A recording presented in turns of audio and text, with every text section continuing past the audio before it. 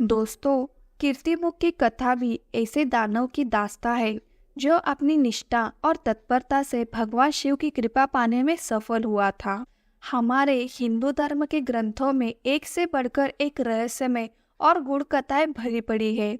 यहाँ देवी देवता, असुरों, यक्षों, नागों और रहस्यमय प्राणियों की कहानियों का अथाह भंडार है।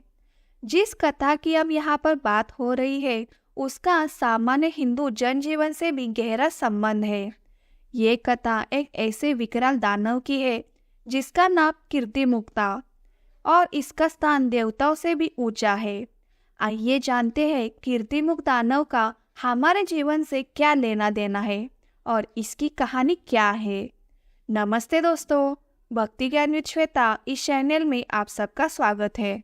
दोस्तों, आप भी आध्यात्मिक और रहस्यमय बातों में रुचि रखते हैं तो हमारे चैनल को प्लीज सब्सक्राइब कीजिए। तो चलिए वीडियो को स्टार्ट करते हैं।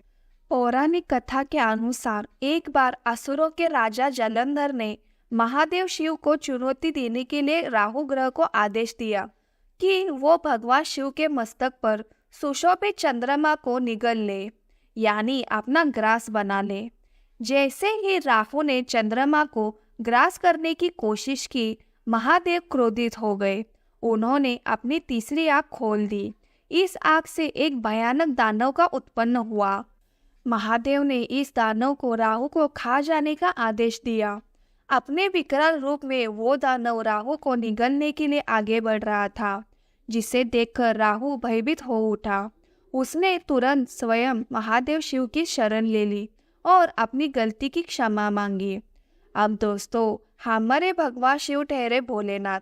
उन्होंने राहु को क्षमा कर दिया और दानव को उसे खाने से रोक दिया था। इसके बाद दानव ने पूछा कि अब मैं क्या करूं? आपने मुझे बनाया ही राहु को खाने के लिए, तो अब मैं क्या खाऊं? तब महादेव ने कहा कि तुम खुद को खा लो। तब उस दानव ने अपना ही शरीर खाना शुरू कर दिया।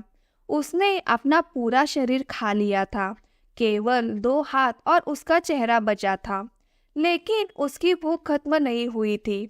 उसने महादेव से पूछा कि अब मैं क्या खाऊं?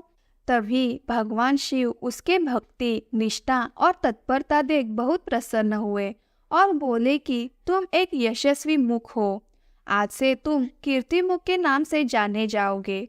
तुम्हारा स्थान देवताओं से भी ऊपर होगा और अब से तुम इस संसार और लोगों में व्याप्त पाप, लोभ और बुराई इन सबको खाओगे। दोस्तों, तब से कीर्तिमुख को मंदिर और घर के द्वार पर और भगवान की मूर्ति ऊपर दानव मुख रूपी कीर्तिमुख को स्थापित किया जाता है। वो तब से इस संसार में व्याप्त सभी प्रकार की बुराइयां को निगलता आ रहा है। हमारे घरों के ऊपर लगा दानव का चेहरा सिर्फ एक नजर बट्टू नहीं है, बल्कि हमारे अंदर शुभता और अच्छाई को बढ़ावा देने का एक माध्यम है जो भगवान शिव ने हमें प्रदान किया है। साथ ही ये इस बात का भी संकेत देता है कि यदि भगवान से मिलना है तो क्रोध, लोभ और बुरी नीयत को छोड़ना होगा। दोस्तों, यह जानकारी आपको थोड़ी सी भी अच्छी लगी हो तो वीडियो को लाइक कीजिए और चैनल को प्लीज़ सब्सक्राइब कीजिए।